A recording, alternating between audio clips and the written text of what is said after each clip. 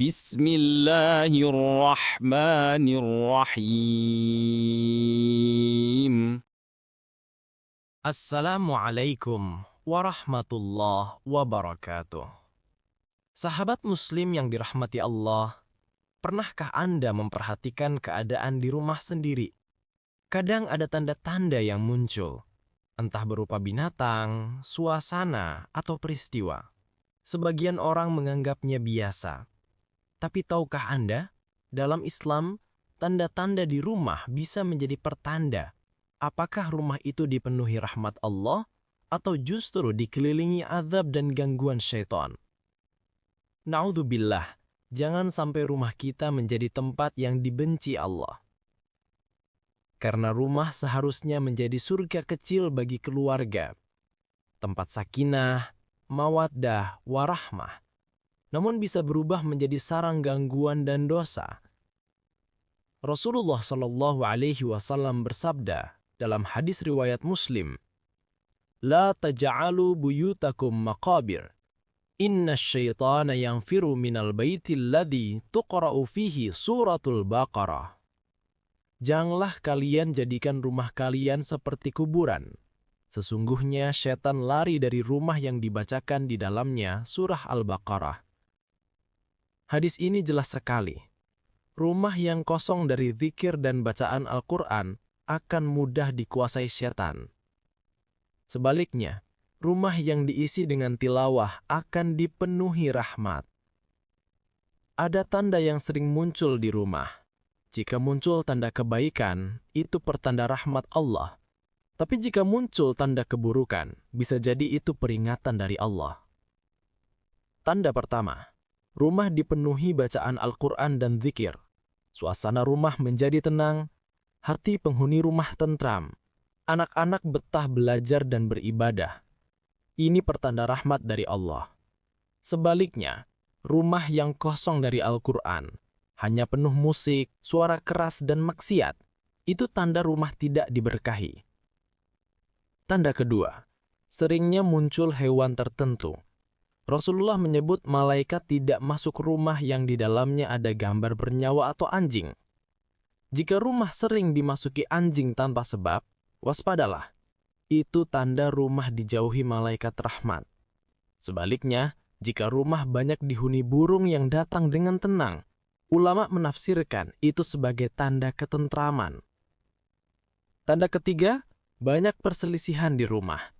Pertengkaran kecil terus membesar, hati sulit sabar, tidak ada kasih sayang antara suami istri, maka itu pertanda ada gangguan syaitan di rumah, karena syaitan sangat senang memecah belah keluarga.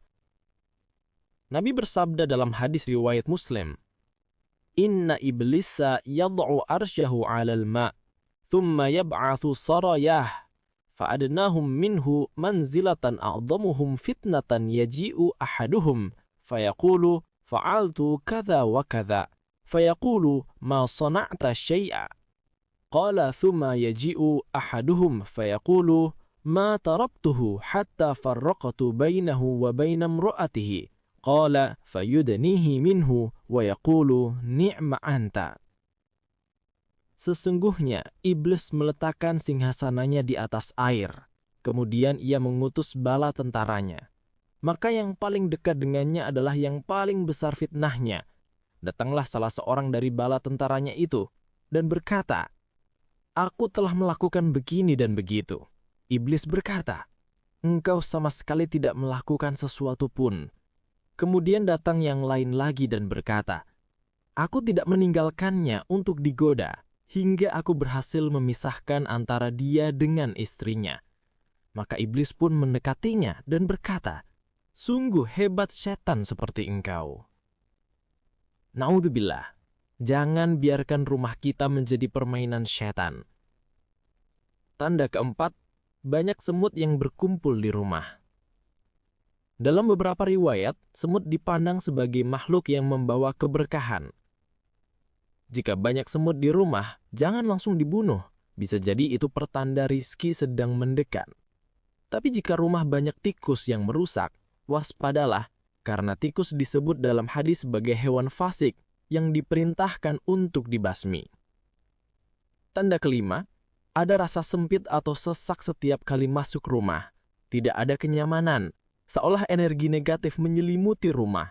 Bisa jadi itu pertanda rumah dipenuhi dosa. Mungkin sering digunakan untuk maksiat. Mungkin jarang digunakan untuk sholat. Mungkin tidak pernah terdengar lantunan ayat suci. Itulah tanda rumah dijauhi dari rahmat Allah. Sahabat sekalian, rumah yang dirahmati Allah memiliki ciri khas. Penghuninya rajin sholat berjamaah di dalamnya. Sering terdengar doa. Penuh kasih sayang. Tamu yang datang merasa nyaman. Dan orang miskin selalu mendapat bantuan dari rumah itu. Inilah tanda rumah dipenuhi rahmat. Sebaliknya, rumah yang dipenuhi azab punya ciri yang jelas. Jarang dipakai sholat, jarang terdengar dicir. Anak-anaknya tidak pernah diajarkan mengaji. Orang tuanya sibuk dengan dunia. Dan sering terjadi pertengkaran. Inilah tanda rumah yang jauh dari berkah.